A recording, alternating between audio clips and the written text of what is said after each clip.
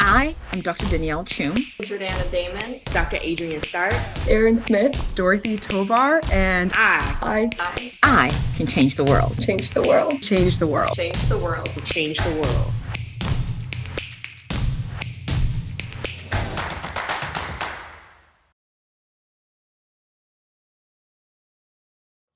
Hey everybody, I'm Hattie. And I'm Kendall. And we'd like to welcome you to She Can Change the World. This program is highlighting magnificent women doing life-changing work in the STEM field. I'm sure some of you are wondering what STEM is. STEM is an acronym for science, technology, engineering, and mathematics. And it's a really cool field, full of careers like microbiology, astronomy, and app development. Now let's meet the woman of the hour. First up, we have Dr. Adrienne Starks. Growing up with a family background in STEM, she has had a love for science since before she can remember. Dr. Starks has had multiple degrees in biology and has always had the dream to make scientific discoveries and help people. She turned this dream into reality by founding her nonprofit organization, Stream Innovations, Inc. Their mission has been committed to helping students develop and explore their passion in science, technology, reading, engineering, arts, and mathematics by providing exposure and experience with high expectations for their success.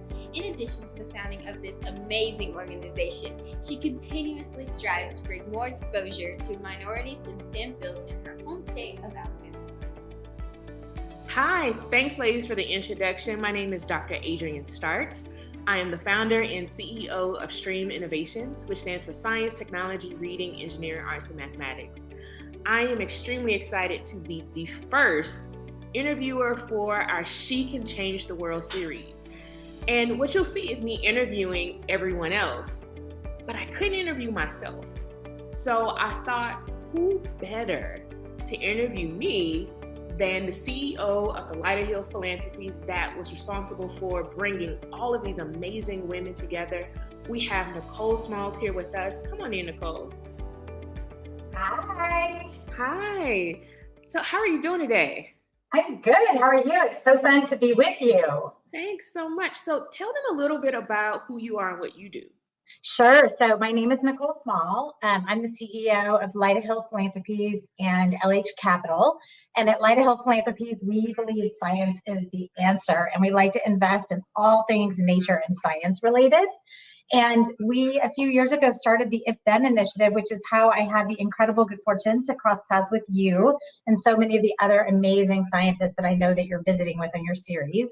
And our goal was to create an initiative that would inspire girls and kids everywhere to get excited about and pursue careers in STEM. You know, if you can see it, you can be it. And we want them to all see amazing talent and amazing women like you that maybe they'll want to grow up and be like you one day. So that's who I am, and I'm so happy to be here to visit with you. So should we jump in? Yeah, we should jump in. Yeah. Okay, let's do it. Well, you know, I think for anyone watching and the girls who are interested in learning, and boys, right? This is for everyone. We want girls and boys everywhere to see amazing women like you doing your work. Tell us, just like back up, tell us a little bit about yourself. Tell us about your childhood, your family, where'd you grow up? Like, give us your story before we jump into the STEM stuff. Like, Sure. What inspired you? Sure. So who are you? From Fairfield, Alabama, which is right outside of Birmingham. And I grew up, my mom was a nurse and my dad was in financial services, so they had a STEM background too. And I'm the oldest of three, and my youngest, my brother, who's the middle, is interested in engineering. He always did Legos. And my sister, when she was younger, she would always have everyone to come to our house. If they had cuts or scrapes or anything, she would bandage them up. And she's a nurse.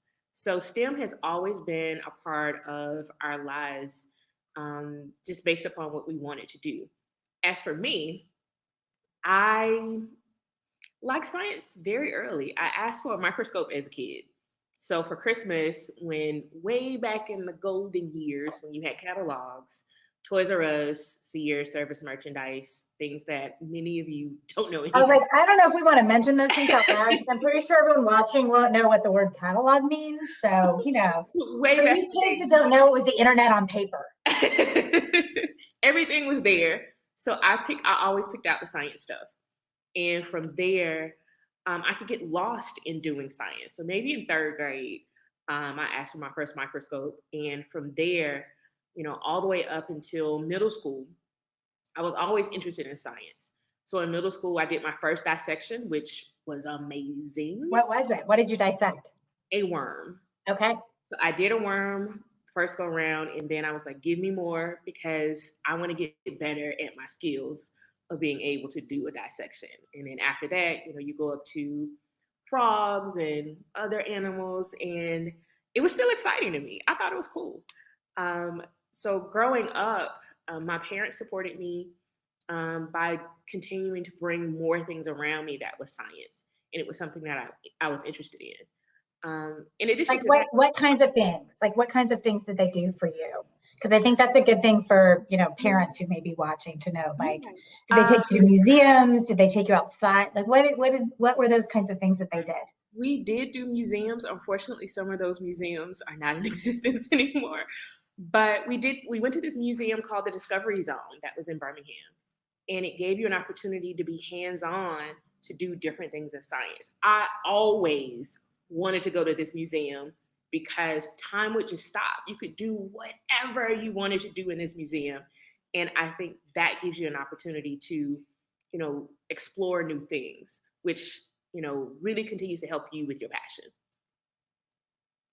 That's awesome. Was there an area of STEM? Like, did you have a favorite subject in school? I mean, obviously you're interested in sort of all things science, but was there, when you were kind of in middle school and in high school, was there a particular subject that was like your thing?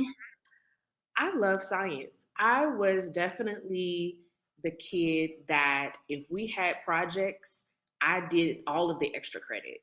I always messed up the curve.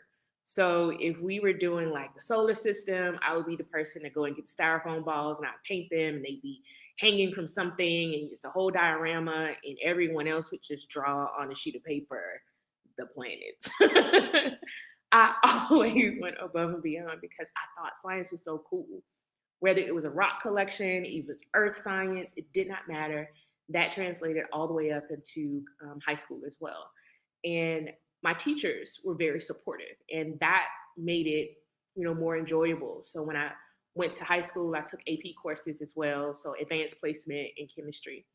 And I had an opportunity just to continue to learn. And my friends that were around me, my classmates who were around me, where we took some of the same classes, we enjoyed it together. So I never felt like I was an outsider. Yes, I was definitely a nerd, but I didn't feel bad, in my own way. But you know what? That's cool, right? You tell us a little bit more about STREAM. Obviously, you guys are doing some amazing work. You've added, some letters into traditional STEM. So tell us a little bit about your vision and why you do this work and where you're going with it, and how you're encouraging students today to be interested in STEM and STREAM.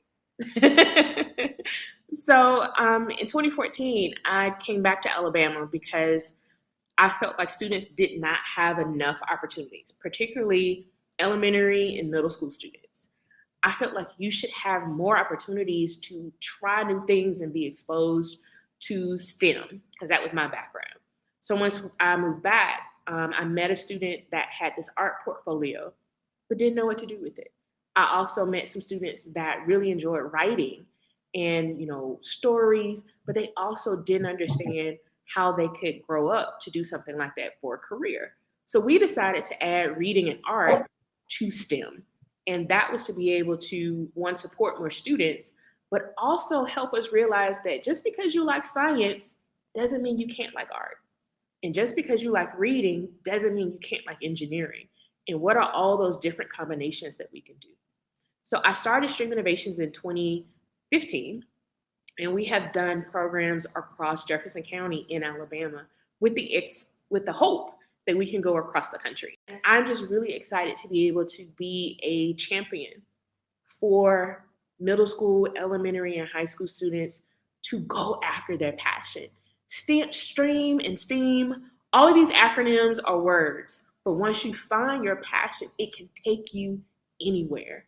And I want you to be able to do that, because we need you to solve problems that everyone else can't solve. And we want you to understand that you're important.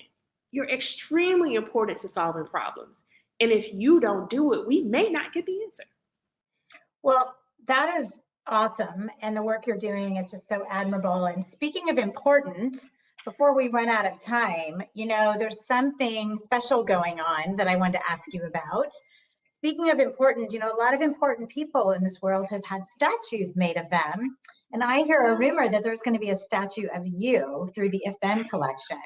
And I'm kind of wondering how you felt when you found out that there was going to be a life-size 3D printed statue of you in a major exhibition of the largest collection of women's statues anywhere at one time in the world. Tell me how you felt when you found out you were going to be a statue. I felt like I was on Oprah or something. I felt like something let me step back. I did not understand it. It was surreal, meaning I didn't believe that it was real. Who gets a statue of themselves? And I also felt, why would I need a statue?